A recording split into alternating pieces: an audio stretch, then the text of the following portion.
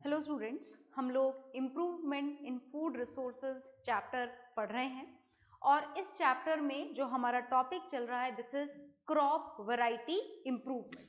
तो देखिएगा ध्यान से, हम यहाँ पर पढ़ रहे हैं क्रॉप वैरायटी इम्प्रूवमेंट।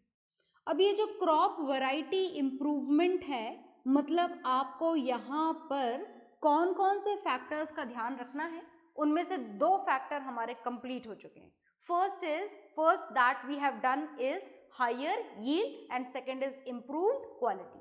अब जो थर्ड फैक्टर हमें आज की क्लास में शुरू करना है इस क्रॉप वैरायटी इम्प्रूवमेंट का, वो क्या शुरू करना है, वो हमें यहाँ पर शुरू करना है बायोटिक एंड एबायोटिक रेजिस्टेंस।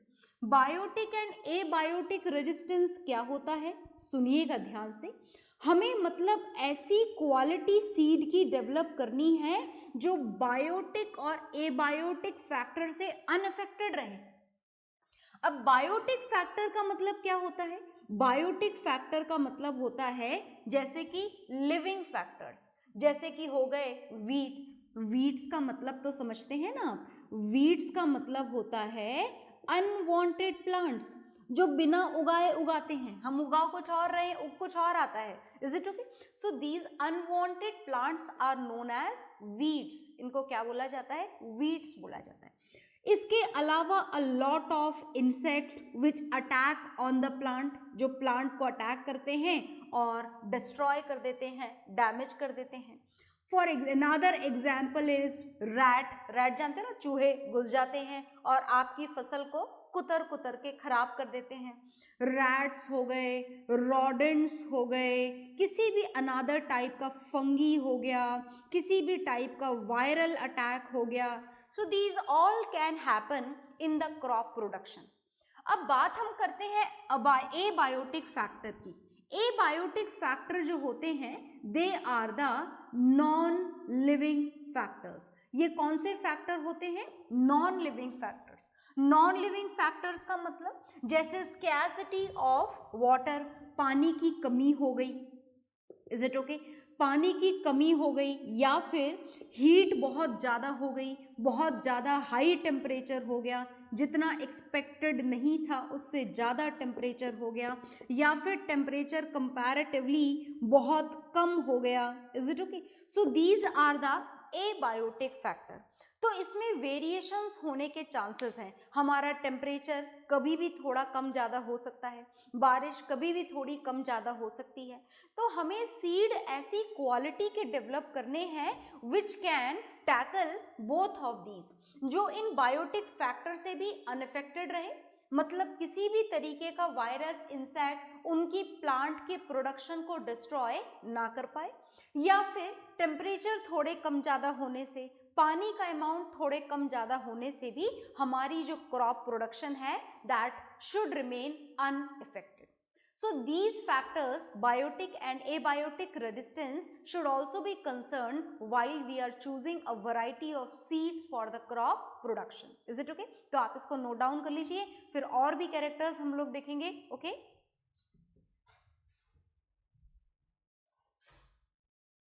तो आपने ये नोट डाउन कर लिया होगा, और इसको नोट डाउन करने के बाद में और कौन कौन से फैक्टर्स हैं जो हमको क्रॉप वैरायटी के इम्प्रूवमेंट के लिए ध्यान में रखने हैं, वो हम यहाँ पर पढ़ेंगे। तो 3 फैक्टर्स हम लोग जान चुके हैं। कौन कौन से फैक्टर जान चुके हैं हम? The seed quality should be of the high yielding variety seed. फिर हमने देखा whatever the purpose of the use of seed, according to that the seed should be best one. Okay? Third हमने देखा biotic and abiotic resistance capacity should be there. अब इनके अलावा और कौन कौन से फैक्टर हैं जो हमारी यील्ड को बहुत ज़्यादा बढ़ा सकते हैं, देखिएगा ध्यान से। फोर्थ फैक्टर जो हमको देखना है वो है चेंज इन मैच्योरिटी ड्यूरेशन। क्या पढ़ना है हमको यहाँ पर? फोर्थ फैक्टर है चेंज इन मैच्योरिटी ड्यूरेशन। अब इसका क्या मतलब है? चेंज इन मैच्योरिटी ड्यूरेशन का यहाँ पर क्या मतलब है? चेंज इन मैच्योरिटी ड्यूरेशन का मतलब है कि हमें ऐसी क्रॉप का प्रोडक्शन या ऐसे सीड्स का सिलेक्शन करना चाहिए जिनका ड्यूरेशन कैसा हो, short duration. Short duration crops का सिलेक्शन करना चाहिए। What does it mean? Short duration crops का मतलब क्या हुआ, मतलब ऐसी क्रॉप्स का सिलेक्शन करना चाहिए जो जल्दी ग्रो कर जाए, जल्दी डेवलप हो जाए और जल्दी उसमें से सीड या फिर फ्रूट का प्रोडक्शन स्टार्ट हो जाए, ताकि आप एक ही साल में बार बार मल्टी क्रॉपिंग कर सको और उतनी ज़्यादा आप अपने फील्ड की यील्ड को बढ़ा सको। Is it okay? आ गई बात समझ में? जो नेक्स्ट फैक्टर आपको देखना है, fifth factor, this is the desirable agronomic character. ध्यान से देखिएगा, we are going to know about the desirable agronomic character. अब डिजायरेबल एग्रोनॉमिक कैरेक्टर का क्या मतलब होता है भाई, आपका पर्पस क्या है? Is it okay? जैसे मान लीजिए कि एक तरफ आपने उगाया फॉडर क्रॉप्स। कौन सी क्रॉप्स उगाई? Fodder crops. फॉडर क्रॉप्स का मतलब समझते हो? ऐसी क्रॉप्स जिसको सिर्फ और सिर्फ फॉडर पर्पस के लिए उगाया जाए, मतलब जो आपके कैटल है उसके चारे के लिए उगाया जाए, उसको हम बोलते हैं फॉडर क्रॉप। तो जब आपको फॉडर क्रॉप्स का प्रोडक्शन करना हो तो उस समय जो कंडीशन आपको ध्यान में रखनी है वो है उनका साइज। वो कैसी होनी चाहिए? बिल्कुल टॉल। जितनी टॉल हो उतना सारा फॉडर आपको मिल जाएगा कैटल को खिलाने के लिए। Is it okay? पर अगर आप वीट का प्रोडक्शन कर रहे हैं या किसी भी ग्रेन का प्रोडक्शन कर रहे हैं तो इतनी लंबी घास उग जाए और आपको उसमें वीट ग्रेन मिले नहीं तो आपका कोई फायदा ही नहीं हुआ। मतलब जब वीट ग्रेन का प्रोडक्शन कर रहे हैं तो आप चाहते हैं कि यहाँ पर ग्रास तो छोटी हो पर सीड्स ढेर सारे हो। Is it okay? So desirable agronomic characters are different for the different plants. आ गई बात समझ में? फिर आपको पढ़ना है sixth character, and sixth is photo insensitivity. अब ये शायद आपको लिखने से समझ में ना आया हो, मैं अभी आपको समझा देती हूँ। फोटो इनसेंसिटिविटी और थर्मल इनसेंसिटिविटी। फोटो इनसेंसिटिविटी और थर्मल इनसेंसिटिविटी का क्या मतलब होता है? फोटो का मतलब होता है हमारी साइंस में लाइट। लाइट का मतलब रोशनी, सनलाइट। Is it okay? और थर्मल का मतलब होता है यहाँ पर हीट। तो मतलब आपको ऐसी प्लांट की वैरायटी डेवलप करनी है जो सनलाइट बहुत तेज अवेलेबल हो तो भी प्रॉपर ग्रो कर जाए, सनलाइट थोड़ी कम अवेलेबल हो तो भी प्रॉपर ग्रो कर जाए। ऐसा ना हो कि सनलाइट बिल्कुल कांस्टेंट उनको चाहिए हो, क्योंकि ऐसा पॉसिबल नहीं होता है। क्लाउडी डे होता है तो सनलाइट थोड़ी कम मिलती है, बहुत तेज ओपन हो जाता है, सनी डे होता है तो सनलाइट थोड़ी ज़्यादा मिलती है। तो दोनों कंडीशन को टॉलरेट करने की कैपेबिलिटी उनके अंदर होनी चाहिए। थर्मल इनसेंसिटिविटी भी होनी चाहिए, मतलब ऐसा नहीं कि आज गर्मी ज़्यादा है तो प्लांट फटाफट से डिस्ट्रॉय, या ठंड थोड़ी सी ज़्यादा हो गई तो प्लांट फटाफट से destroy. And for both of the purpose a particular variety, a good quality of seed should be used. Is it okay? फिर आपको पढ़ना है यहाँ पर seventh factor, and this seventh factor is about the wider adaptability. ये wider adaptability का क्या मतलब होता है? मतलब रेंज ज़्यादा होनी चाहिए। रेंज किसकी? रेंज ज़्यादा होनी चाहिए। जैसे भाई आपने बोला कि ये ह्यूमन बीइंग है, ह्यूमन बीइंग से हम कंपैरिजन करते हैं और इस ह्यूमन बीइंग को exactly 3 litres of water regularly देना है। Is it okay? अब 3 लीटर ऑफ वाटर आप मानो एक दिन ना दे पाए, आपने उसे 2 लीटर ऑफ वाटर ही दिया, पता पड़ा दूसरे दिन बीमार। या फिर आपने बोला कि आज थोड़ा ज़्यादा पिला देते हैं, 3 की जगह 4 लीटर ऑफ वाटर पिला दिया, पता पड़ा दूसरे दिन फिर बीमार। Is it okay? तो ये हो गया आपके काम करने की एक नैरो रेंज हो गई। कैसी रेंज हो गई? नैरो, कि इससे थोड़ा ऊपर भी नहीं चलेगा और इससे थोड़ा नीचे भी नहीं चलेगा। Is it okay? और ऐसी कंडीशन में तो आपके खुद के सर्वाइवल के जो चांसेस हैं, जो परेशानियां हैं सर्वाइवल की, वो थोड़ी ज़्यादा बढ़ जाएगी। और ऐसा ही अगर प्लांट हो तो मुश्किल और ज़्यादा हो जाएगी कि पानी आपको हर प्लांट को इतने ml ही देना है, इससे ज़्यादा दिया तो खराब, इससे कम दिया तो खराब। तो उस कंडीशन में क्रॉप प्रोडक्शन की जो कंडीशन है वो कैसी हो जाती है? बहुत क्रिटिकल हो जाती है। तो हमें ऐसी क्वालिटी के सीड्स यूज करने हैं जिनकी क्या हो, वाइडर एडॉप्टेबिलिटी हो। वाइडर एडॉप्टेबिलिटी का मतलब ये होता है कि वो ड्रॉट की कंडीशन को भी सह सकें, इज इट ओके, और वाटर लॉगिंग की कंडीशन को भी सह सकें। एक्सेस ऑफ वाटर हो तो भी वो प्रॉपरली ग्रोथ कर पाए, और ड्रॉट कंडीशन हो, पानी की बहुत ज्यादा अनअवेलेबिलिटी हो तो भी ग्रो कर पाए। या किसी भी कंडीशन में आप इस वाइडर एडॉप्टेबिलिटी को यूज कर सकते हो। पानी का एक पर्टिकुलर रेंज बहुत ज्यादा होना, टेम्परेचर की रेंज बहुत ज्यादा होना, सनलाइट बहुत कम हो तो भी काम कर लें, बहुत ज्यादा हो तो भी काम कर लें। तो वाइडर एडॉप्टेबिलिटी का मतलब है proper growth of the plants in the wider range of abiotic factors. Is it okay? So all the factors for the selection, for the formation of good quality of seeds are there in front of you. You just note it down very carefully. Okay?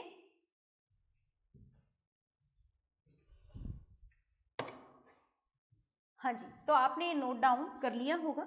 और इसी के साथ में आपका ये जो topic है crop variety improvement का, this topic is done. Crop variety improvement is done. All the factors for which a particular type of crop has to be selected, a particular type of seed has to be selected are done. And now we have to know the third stage. अब हमें third stage पर जाना है, और third stage क्या है जी, सुनिएगा ध्यान से। थर्ड स्टेज हम लोग यहाँ पर जानने जा रहे हैं, मतलब आपने क्रॉप उगा ली है, क्रॉप को सफिशिएंट पानी सप्लाई कर दिया है, बढ़िया क्वालिटी के सीड यूज करके बढ़िया क्वालिटी की क्रॉप का प्रोडक्शन आप कर चुके हैं, इज इट ओके, बढ़िया क्रॉप उगाई है। तो अब जो क्रॉप उगी है, जो फील्ड में प्रेजेंट है क्रॉप, उस क्रॉप का आपको क्या करना है, प्रोटेक्शन करना है। तो अब जो हमें नेक्स्ट टॉपिक स्टार्ट करना है, this is the third stage, and according to third stage the crop, the fully grown crop, जो पूरी तरीके से उग चुकी है, उस क्रॉप को आपको क्या प्रोवाइड करना है, प्रोटेक्शन। तो अब जो हमारी थर्ड स्टेज है वो है क्रॉप प्रोटेक्शन मैनेजमेंट। तो आप क्रॉप प्रोटेक्शन मैनेजमेंट पढ़ने जा रहे हैं, पढ़ें क्रॉप प्रोटेक्शन मैनेजमेंट, जिसमें आपका टारगेट क्या है, आपका टारगेट है क्रॉप को प्रोटेक्ट करना। तो जो क्रॉप के ऊपर अटैक करते हैं वो क्या होते हैं, क्रॉप के ऊपर अटैक करते हैं पेस्ट। क्या अटैक करते हैं, पेस्ट। अब पेस्ट क्या होते हैं, डिफरेंट टाइप के हो सकते हैं, जैसे कि कौन कौन से, इंसेक्ट अटैक हो सकता है, जैसे मैंने अभी थोड़ी देर पहले भी लिखे थे। अनवांटेड प्लांट्स हो सकता है आपके खेत में उगाएं, उन अनवांटेड प्लांट्स को क्या बोला जाता है, वीड्स बोला जाता है, इज इट ओके। हो सकता है कि रैट और रोडेंट जैसी कोई पर्टिकुलर वैरायटी ऑफ एनिमल आकर के आपकी पूरी फसल को डिस्ट्रॉय कर दे, उसको कुतर कुतर के खराब कर दे, उसके स्टेम को खा जाए, उसकी लीव्स को खा जाए, उसके फ्रूट को खा जाए, सीड को खा जाए। So these rats and rodents can also destroy the complete crop, पूरी तरीके से क्रॉप को डिस्ट्रॉय कर सकते हैं। या फिर कोई फंगी अटैक हो जाए, या फिर कोई वायरस अटैक हो जाए, तो any of these can destroy the completely grown crop. कोई भी चीज, इनमें से कोई सी भी चीज आपकी क्रॉप को पूरी तरीके से डिस्ट्रॉय कर सकती है, is it okay. So first we will discuss about the weeds. हम सबसे पहले किसके लिए यहाँ पर डिस्कशन करेंगे, कंप्लीटली वीड्स के लिए हम यहाँ पर डिस्कशन करेंगे, राइट। तो मैं इसको यहाँ से रफ करने जा रही हूँ। हम क्रॉप प्रोटेक्शन मैनेजमेंट पे सबसे पहले, क्योंकि ये सबसे ज़्यादा रिस्पॉन्सिबल होती है हमारी पूरी क्रॉप को जो डिस्ट्रॉय कर देती है, these are the weeds.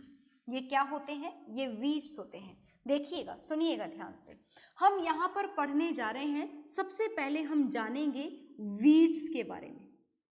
Weeds क्या होते हैं, तो मैं बार बार आपको बता रही हूँ, वीड्स होते हैं अनवांटेड प्लांट्स। वीड्स क्या होते हैं, weeds are the unwanted plants, जो उगाते हैं, बिना उगाए उगाते हैं। जैसे मान लीजिए कि आप यहाँ पर क्रॉप प्रोडक्शन तो वीट का कर रहे हो, और वीट के बीच में जबरदस्ती बिना बुलाए, बिना उगाए मस्टर्ड उगाए तो आपके किसी काम का नहीं है, वीट के साथ में मस्टर्ड उगेगा तो इज इट ओके। या फिर आप प्रोडक्शन किसी और का कर रहे हो और उग जाए वहां पर wild oats, they are the general type of weeds, ये जनरल वीट्स हैं। आ गई बात समझ में।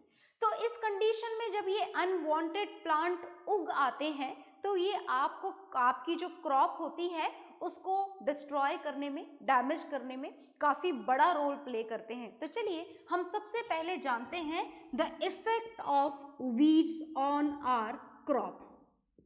इफेक्ट ऑफ वीड्स, हम इफेक्ट जानने जा रहे हैं कि वीड आखिर किस तरीके से हमारी क्रॉप को डिस्ट्रॉय करते हैं। तो देखिएगा, पहली बात तो ये है कि weeds fight, they fight, fight का मतलब तलवार लेकर लड़ाई करते हैं, नहीं नहीं नहीं, not at all, is it okay. They fight for each and everything, they fight for sunlight, sunlight के लिए फाइट करते हैं। जो रोशनी हमारी मेन क्रॉप के लिए अवेलेबल थी वो अब बढ़ जाती है। कई बार वीड्स इतने बड़े बड़े हो जाते हैं कि वो मेन क्रॉप को तो पूरा का पूरा ही कवर कर लेते हैं, तो सारी की सारी सनलाइट यही एब्जॉर्ब कर लेते हैं, इज इट ओके। सनलाइट के लिए जो वाटर आपने प्रोवाइड करवाया उस वाटर के लिए, अच्छा दो प्रॉब्लम है आपको पता है, अगर आपने वाटर मानो कि कम अमाउंट में प्रोवाइड करवाया सॉइल को, मिट्टी को, तो ये वीड क्या करते हैं, वाटर एब्जॉर्ब करना शुरू कर देते हैं, is it okay. Main plant के लिए वाटर नहीं छोड़ते और खुद सारा का सारा वाटर एब्जॉर्ब कर जाते हैं। मानो कि आपने पानी ज्यादा अवेलेबल करवा दिया सॉइल को, इज इट ओके, आपने बोला ले भाई दोनों के लिए वाटर अवेलेबल करवा देते हैं, तो वो भी सिचुएशन जो है वो खतरनाक है। वो सिचुएशन क्यों खतरनाक है, सुनिएगा ध्यान से। अगर आप ज्यादा वाटर अवेलेबल करवा दो सॉइल में तो सारे न्यूट्रिएंट्स वाटर में सॉल्यूबल हो जाते हैं, और सारे न्यूट्रिएंट वाटर में जब सॉल्यूबल हो जाते हैं तो वो वीड्स जो पहले वाटर एब्जॉर्ब करने में लगे हुए थे वो अब न्यूट्रिएंट्स का एब्जॉर्प्शन शुरू कर देते हैं। किसका एब्जॉर्प्शन शुरू कर देते हैं, न्यूट्रिएंट्स का, इज इट ओके। तो मतलब ये हुआ कि when the weeds grow with the main crop then they fight for each and everything, they fight for the sunlight, they fight for the water, they fight for the nutrient, they fight for each and everything, is it okay। तो जो चीजें main crop को proper production के लिए मिलनी चाहिए वो सारी की सारी वीड गेन कर लेते हैं, क्योंकि इन वीड की जो डेवलपिंग टेंडेंसी होती है, जो ग्रोथ करने की टेंडेंसी होती है, किसकी ग्रोथ करने की tendency, developing tendency of weeds is more. Weeds के अंदर डेवलपिंग टेंडेंसी कैसी होती है, थोड़ी ज्यादा होती है। वो हमारी मेन क्रॉप से जल्दी जल्दी ग्रो कर जाते हैं, फटाफट सारा न्यूट्रिशन जल्दी से एब्जॉर्ब करा, सारा पानी जल्दी से एब्जॉर्ब करा, सनलाइट एब्जॉर्ब करी और फटाफट के ग्रो होकर के लंबे हो जाते हैं, इज इट ओके। अच्छा नेक्स्ट देखिएगा, when we grow a particular type of crop, जब आप एक क्रॉप का प्रोडक्शन करते हो तो उस क्रॉप के ऊपर कोई एक पर्टिकुलर इंसेक्ट अटैक करता है, इज इट ओके। अब क्या हुआ कि मेन क्रॉप के साथ में आपने वीड्स भी उगा लिए या उग गए अपने आप, तो ये जो वीड्स होते हैं इन वीड्स के भी अपने स्पेशल पेस्ट होते हैं जो इन्हीं के ऊपर अटैक करते हैं। तो इसका मतलब ये हुआ कि वीड ने यहाँ पर मोर चांसेस बढ़ा दिए इंसेक्ट अटैक के, पेस्ट अटैक के, डबल कर दिए इसने चांसेस। किसने डबल कर दिए, वीड्स ने, क्योंकि पहले तो सिर्फ मेन क्रॉप वाले वीड्स, मेन क्रॉप वाले अटैक थे, अब ये वीड्स वाले और अटैक हो गए, एक और होस्ट मिल गया उनको एंटरटेन करने वाला। तो इस कारण से ये जो वीड्स होते हैं ये डिसीज कॉजिंग ऑर्गेनिज्म की प्रेजेंस क्रॉपिंग सिस्टम के अंदर क्या कर दिया करते हैं, इंक्रीज कर दिया करते हैं। तो फाइनली मतलब आप ये बोल सकते हैं कि ये जो वीड्स हैं these are definitely harmful for the crop production, definitely harmful हैं ये वीड्स। तो अब इन वीड्स का क्या करना पड़ेगा, अब इन वीड्स का रिमूवल बहुत ज्यादा जरूरी है। तो कैसे इन वीड्स का रिमूवल करेंगे वो हम जानेंगे, पर पहले आप उसके इफेक्ट्स देख लीजिए और लिख लीजिए, ओके।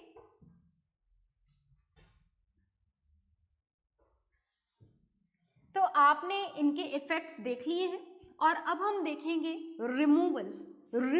रिमूवल ऑफ वीड्स, कि आखिर इन वीड्स को रिमूव कैसे किया जाए, ओके।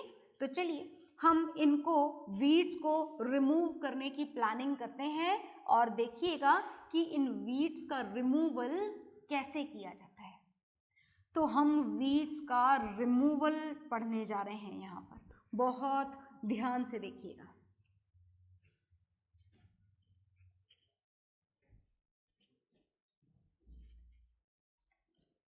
हाँ जी, तो हमारा टॉपिक जो है next, this is removal of weeds.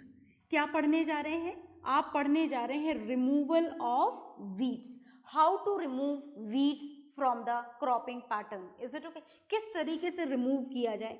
Then 4 methods are there जिसके थ्रू हम वीड्स का रिमूवल करेंगे, and the first method is mechanical method. कौन सा मेथड पढ़ने जा रहे हैं? Mechanical method. ये थोड़ा मुश्किल होता है पर सबसे बढ़िया तरीका है ये मैकेनिकल मेथड। मैकेनिकल मेथड का मतलब है कि आपको वीड दिखा, आपने हाथ से उसे लिया और अपरूट कर दिया, तो इसे बोलते हैं अपरूटिंग। क्या बोलते हैं इसे? इसे अपरूटिंग बोलते हैं। Is it okay? हाथ से लिया और निकाल दिया, हाथ से लिया और निकाल दिया। और हाँ, अगर आपका खेत खाली पड़ा हुआ है, आपने उस पर किसी क्रॉप का प्रोडक्शन किया ही नहीं, जबरदस्ती फिर भी ढेर सारे वीड्स अगर उगाए हैं, तो उस कंडीशन में आप फील्ड की प्लगिंग करा करके भी आप पूरी तरीके से जो वीड्स है वो वहां से रिमूव कर सकते हैं। So these are the mechanical method. जो सेकेंड मेथड आपको पढ़ने हैं यहाँ पर, सेकेंड मेथड होते हैं केमिकल मेथड। कौन से मेथड होते हैं? Chemical method. केमिकल मेथड में आपको क्या करना पड़ता है? केमिकल स्प्रे करना पड़ता है, जिसे बोला जाता है वीडीसाइड्स। क्या बोला जाता है? वीडीसाइड्स बोला जाता है। ध्यान से देखिएगा, वीडीसाइड्स का क्या मतलब होता है? These are the chemical. ये केमिकल स्प्रे होता है जो या तो वीड्स पर ऊपर से स्प्रे कर दिया जाता है जिसके थ्रू वो अपने आप डैमेज हो जाते हैं, या फिर जो सॉइल होती है उस सॉइल को ही इन वीडीसाइड से ट्रीट कर दिया जाता है ताकि क्रॉप प्रोडक्शन के साथ में किसी भी तरीके से वीड्स का प्रोडक्शन हो ही ना। Is it okay? ये हो गया आपका सेकेंड मेथड। जो थर्ड मेथड है वो सुनिएगा ध्यान से। थर्ड मेथड है कल्चरल मेथड। ये कल्चरल मेथड क्या होता है? कल्चरल मेथड होता है by using the different cropping system. Different जो क्रॉपिंग पैटर्न होते हैं उनको काम में लेकर के भी आप यहाँ पर वीड्स का रिमूवल कर सकते हैं। अब कल्चरल मेथड का क्या मतलब है? जैसे मान लीजिए कि आपने क्रॉपिंग पैटर्न फॉलो करा। कौन सा वाला cropping pattern? Crop rotation cropping pattern आपने फॉलो करा। क्रॉप एक के बाद दूसरी, दूसरी के बाद तीसरी, तीसरी के बाद चौथी लगाई। तो ऐसा करने से वीड्स का डेवलपमेंट अपने आप कम हो जाता है। क्यों अपने आप कम हो जाता है? क्योंकि हर प्लांट के साथ में, हर मेन क्रॉप के साथ में उगने वाला वीड अलग होता है। जैसे वीट के साथ में उगने वाला जो वीट गेहूं के साथ में उगने वाला वीड अलग होता है, टोमेटो के साथ में उगने वाला वीड अलग होता है। तो आपने मानो कि वीट के साथ में उगाया, हो सकता है पर्टिकुलर वीट डेवलप हो जाए, अगली बार आपने वीट उगाया ही नहीं, टोमेटो उगा दिया, तो वो जो वीड्स उगने वाले थे, जो अनवांटेड प्लांट्स उगने वाले थे, वो क्रॉप रोटेशन के कारण अपने आप क्या हो जाते हैं? डिस्ट्रॉय हो जाते हैं। Is it okay? देखिएगा ध्यान से।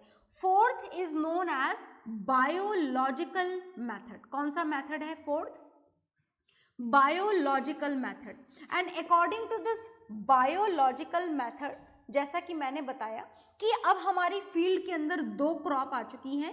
एक तो आ गई है मेन क्रॉप, दूसरी साथ में वीड्स और प्रोड्यूस हो चुके हैं। तो मेन क्रॉप और वीड दोनों पर अटैक करने वाले इंसेक्ट जो हैं दे आर डिफरेंट। ये डिफरेंट होते हैं, usually they are not same. इस पर अलग इंसेक्ट अटैक करता है, इस पर अलग इंसेक्ट अटैक करता है। तो हम क्या करते हैं, जैसे जो वीड है उस वीड पर अटैक करने वाला जो इंसेक्ट होता है उसे फार्म के अंदर छोड़ देते हैं, तो वो अपने आप इस वीड को खा खाकर क्या कर देता है? डिस्ट्रॉय कर देता है। So this is a biological method to remove these weeds from the crops. Is it okay? तो आप इसको नोट डाउन कर लीजिए। ओके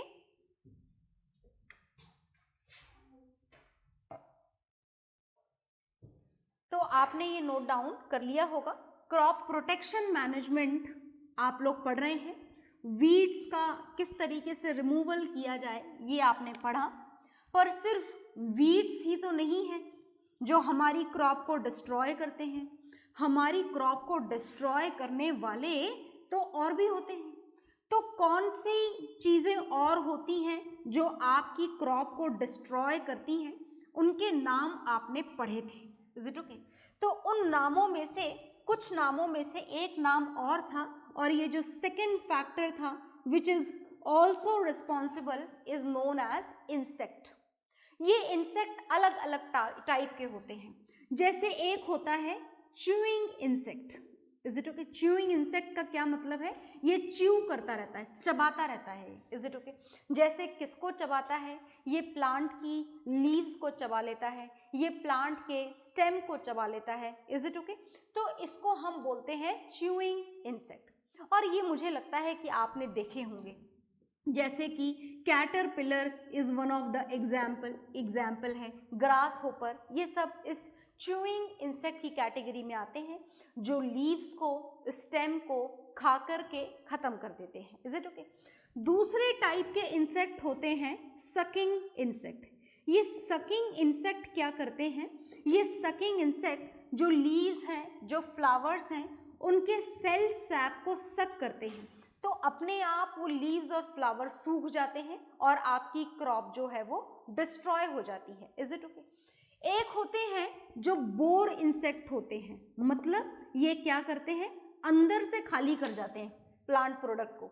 जैसे आपने देखा होगा चिकपी जो होता है, इज इट ओके? इसको पूरा अंदर से खाली कर देते हैं, खोखला हो जाता है अंदर से, होलो हो जाता है अंदर से। स्टेम को खा के अंदर से खोखला कर देते हैं, रूट्स को खा के अंदर से खोखला कर देते हैं, तो इनको बोला जाता है बोर इंसेक्ट। तो ये जो डिफरेंट टाइप के इंसेक्ट हैं, they are definitely responsible for the destruction of crop. और अगर इन इंसेक्ट से हमें बचना है तो बचने के क्या तरीके हैं? बचने के सबसे पहले तरीके हैं use the best quality of seed. Use two seeds which are having the disease resistant capacity. जो बिल्कुल डिसीज रेजिस्टेंट वैरायटी के सीड्स होते हैं वो हमें यहाँ पर काम में लेने चाहिए। और उसके बाद में भी अगर इंसेक्ट अटैक हो गया है, वैसे तो नहीं होगा पर हो गया है, आप नहीं कर पाए बढ़िया क्वालिटी के सीड यूज, बजट कम होने के कारण या किसी भी कारण से, इन दैट पर्टिकुलर कंडीशंस जो यूज करना होता है इनसे बचने के लिए, इनके अटैक के बाद में, दीज आर द इंसेक्टिसाइड्स। क्या बोला जाता है उनको? इंसेक्टिसाइड्स बोला जाता है। अब ये इंसेक्टिसाइड को दो तरीके से काम में लिया जा सकता है, by the direct spray on the crop और treating the soil with these insecticide. Is it okay? तो जिस टाइप का इंसेक्ट अटैक हुआ है उस टाइप से हमें इंसेक्टिसाइड को काम में लेना पड़ेगा। आ गई बात समझ में? So these are the crop protection management. इसके अलावा भी कुछ क्रॉप प्रोटेक्शन मैनेजमेंट है। अब यहाँ से आपके पास में वीट आपके घरों पर पहुँच चुका है या गोडाउन्स पर पहुँच चुका है, तो उस कंडीशन में हम उसे कैसे प्रोटेक्ट करेंगे तब तक जब तक कि आप उसे यूज ना कर लें, that will see in the next class. Okay? इसको आप पर पहले नोट डाउन कर लीजिए।